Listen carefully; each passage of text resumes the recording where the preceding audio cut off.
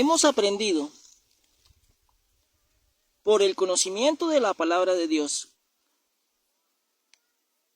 la cual nos hace razonables y nos discierne, porque la palabra de Dios está escrita y está hecha para que maduremos espiritualmente por el conocimiento adquirido por el Evangelio del reino de Dios, el cual hace en una persona y genera un cambio. ¿Qué es el Evangelio? Un cambio de vida, una nueva criatura, un nuevo ser.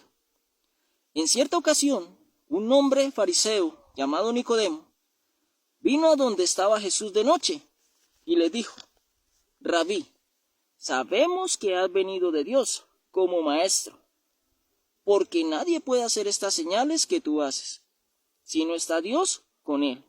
Y respondió Jesús en Juan capítulo 3, versículo 3: de cierto te digo, que el que no naciere de nuevo no puede ver el reino de Dios. Nicodemo le dijo: ¿cómo puede un hombre nacer siendo viejo? ¿Puede acaso entrar por segunda vez en el vientre de su madre y nacer? Nicodemo no entendió lo que Jesús le quiso decir. Nacer de nuevo por el Evangelio del reino de Dios es aquel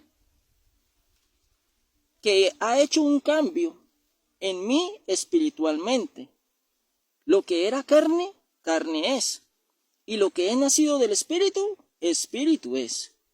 Cuando alguien nace de nuevo, primero hubo un cambio en él, porque hubo un arrepentimiento sincero, porque sintió un dolor por el pecado cometido y se transformó en una conversión, el cual es un cambio, un nuevo ser, una nueva criatura, un nacimiento espiritual. Cuando ocurre este nacimiento en una persona, entonces esa persona es guiada y direccionada por el Espíritu Santo de Dios, es decir, la influencia de Dios en él. Por eso, en la segunda carta a los Corintios, en el capítulo 5, versículo 17, el apóstol Pablo dijo: de modo que si alguno está en Cristo, nueva criatura es. Las cosas viejas pasaron. He aquí, todas son hechas nuevas. Pablo vuelve a decir en la carta a los Romanos capítulo 8, versículo 14, porque todos los que son guiados por el Espíritu Santo de Dios, estos son hijos de Dios. Y esto ocurre solo cuando se nace de nuevo, porque hubo un arrepentimiento sincero, donde se sintió un dolor por el pecado cometido, y esto generó una conversión, que la conversión es un cambio, un nuevo ser, una nueva criatura. Entonces la pregunta es: ¿qué son los rudimentos de la doctrina? Los rudimentos de la doctrina son arrepentimiento y conversión. Recordemos, el Evangelio es cambio de vida para quien lo recibe voluntariamente, pero debo adquirir conocimiento para ser razonable y redarguirme y cambiar.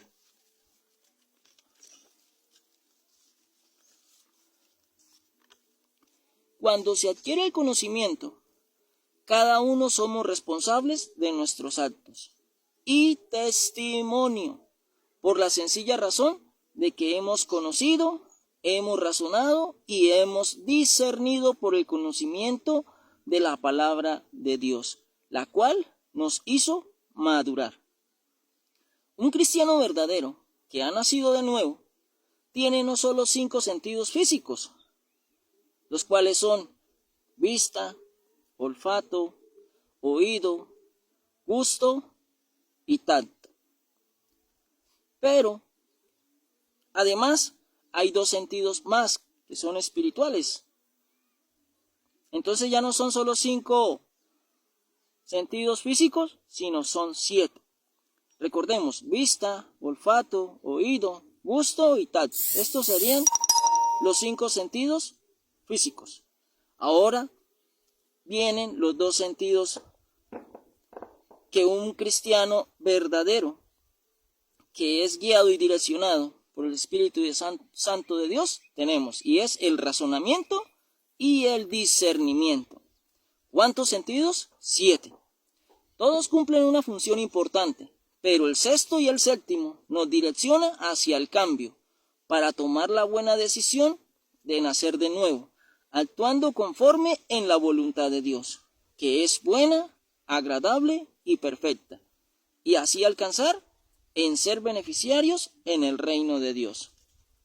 En los tiempos del apóstol Pablo, en las iglesias de los Corintios y en los Hebreos, Pablo les exhortó a estas iglesias por el motivo de que aunque llevaban tiempo en el Evangelio, pero no avanzaban, se quedaron en los rudimentos que son arrepentimiento y conversión. Y Pablo les exhorta. En la primera carta a los Corintios, en el capítulo 3, versículo 1, el apóstol Pablo dijo: de manera que yo, hermanos, no pude hablaros como a espirituales, sino como a carnales, como a niños en Cristo. Os di a beber leche y no vianda, porque aún no erais capaces, ni sois capaces todavía, porque aún sois carnales, pues habiendo entre vosotros celos, contiendas, disensiones, ¿no sois carnales y andáis como hombres? Es decir, tienen necesidad de volver a los rudimentos de la doctrina, en arrepentimiento y conversión, porque habían vuelto a lo mismo, al pecado. En la carta a los Hebreos, en el capítulo 5, versículo 12, el apóstol Pablo vuelve a reiterar y dice: porque debiendo ser ya maestros, después de tanto tiempo, tenéis necesidad de que se os vuelva a enseñar cuáles son los primeros rudimentos de las palabras de Dios, y habéis llegado a ser tales que tenéis necesidad de leche y no de alimento sólido.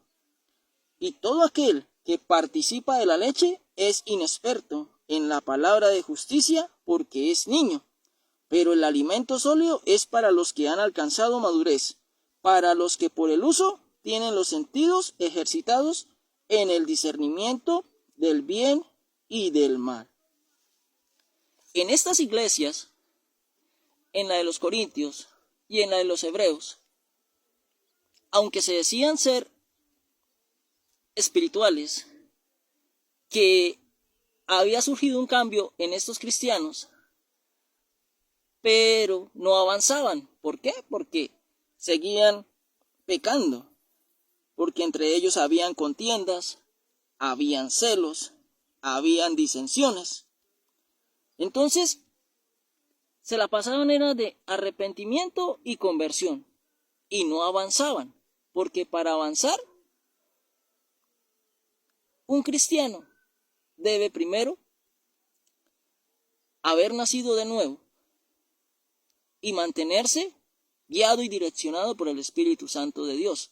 Lastimosamente, hoy en día, en las iglesias actuales, las iglesias están llenas de estos cristianos que se la pasan arrepintiéndose a cada rato, pero vuelven a lo mismo, vuelven a cometer pecado y no salen de los rudimentos de la doctrina. Y a estos cristianos no se les puede enseñar el alimento sólido. ¿Cuál alimento? Todo lo que tiene que ver en la restauración y recuperación del reino de Dios. Porque a estos hay que estarles recordando que debe haber un arrepentimiento sincero por el pecado cometido, para que así sientan un dolor y surja una conversión, un cambio, un nuevo ser y una nueva criatura. Y hoy por hoy las iglesias están llenas de estos cristianos. De hecho, las iglesias están llenas de pecadores, porque todos somos pecadores, pero debemos ir perfeccionándonos en cada oportunidad que recibimos del Padre Celestial. No podemos coger como costumbre, como el pueblo de Israel, de que presentaba sacrificios cada vez que cometían pecado. No podemos acostumbrarnos a eso, porque eso ya se vuelve una ablución, y Dios desechó las abluciones. Si debo perfeccionarme en algo, debo esforzarme por perfeccionarme.